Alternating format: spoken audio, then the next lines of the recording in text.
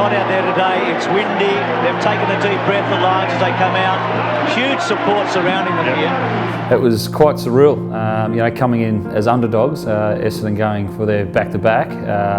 So it was quite surreal. Probably didn't think that you don't plan for those things. You don't plan. You go and play the game, and you don't worry about what's going to happen afterwards. And we really turned one on that day. Our third quarter really set us up, and then our last quarter set us up even better. But it was amazing times, and times that you never forget. It's hard to recall certain moments, but there's a whole heap of memories that you just cannot forget. So, sitting in the circle in the middle of the ground, getting interviewed by Dipper. I got interviewed by Dipper after the game and said hello to my wife and my family, my mother, all those sorts of things. So, it was a number of things. You don't want to pinpoint one, but it's a number of things that you sort of reflect back on. Number 2, Chris Johnson.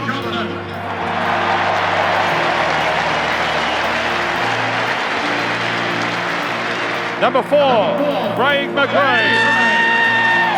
Well, went in the rooms after the game, and it was quite, there was a lot of people in there, and Lee quickly ushered everyone into the meeting room, just the coaches, the players, and we sat down there, and I think it might have been Justin Lepich, he sort of said, let's savour this moment right now, because after we walk out of these doors, we're not going to be together as a group ever again. We sort of sat around, and Lepper came up with the great concept of that we got in a circle, and the guy you were sitting next to, you had to sort of speak about him and tell him what you loved about him and how he went about it, and it was quite emotional in there as well, and it was quite rewarding at the same time. So those guys to bring that idea up, I thought was just something that you cherished for a long time. We sat there for a little bit longer after that and cracked open a crownie and had a bit more of a chat, and I reckon we were in there for about an hour at least, and then we went out and seen our families and stuff like that, and I don't think we left the ground until probably late into the night. I think it might have been 8:30, 9 o'clock maybe. A couple of boys were getting drug tested. I was one of them.